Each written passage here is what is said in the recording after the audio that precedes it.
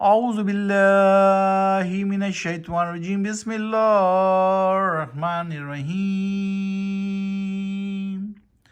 ثم تولوا عنہ وقالوا معلم مجنون، پھر منہ پھیرا انہوں نے اس دعوت حق سے اور کہا وہ تو پڑھایا سکھایا ہوا ہے، مجنون ہے، دیوانہ ہے۔ یہ ان لوگوں نے کہا جن کو اللہ سبحانہ و تعالیٰ کا پیغام دیا حضرت محمد صلی اللہ علیہ وسلم نے، تو ان کو کہا کہ یہ تو مجنون ہے، یہ تو دیوانہ ہے۔ ابھی آپ کے سامنے آیت نمبر 14 کی تلاوت کی گئی۔ آج ہم کریں گے 14 سے لے کر 23 تک کی تلاوت۔ سورت ہے سورہ دخان، کل ہم نے شروع کی ہے سورہ دخان، 44ویں سورت ہے، اور پارہ ہے الہ یردو، 25واں پارہ، 44ویں سورت، اور آج ہم کریں گے 14 سے 23 تک کی تلاوت اور اس کا ترجمہ۔ آئیے 15 نمبر کی آیت پڑھتے ہیں۔ اِنَّا کاشف العذاب قلیلا انکم عائدون،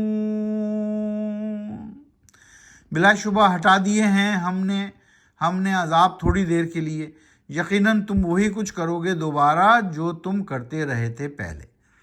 تو اگر ان کا عذاب ہٹا بھی دیا جائے گا تو وہ وہی کچھ کریں گے جو کرتے رہے ہیں پہلے۔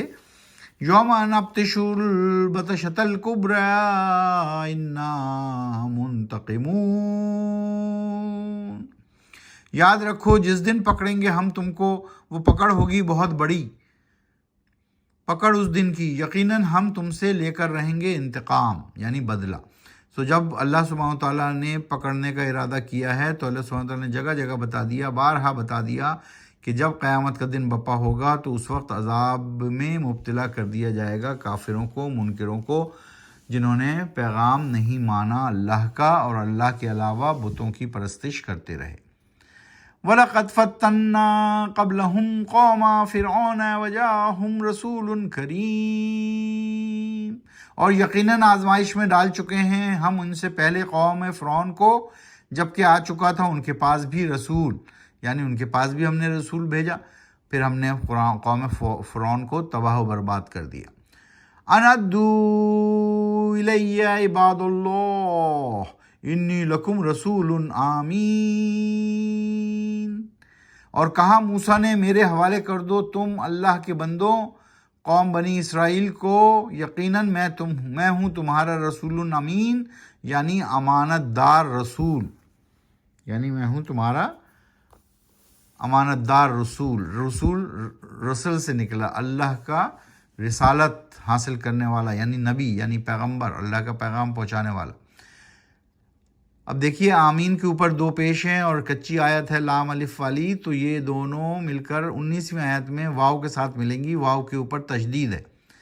انی لکم رسول امین وان لا تعلوا علی اللہ انی آتیکم بسلطان مبین،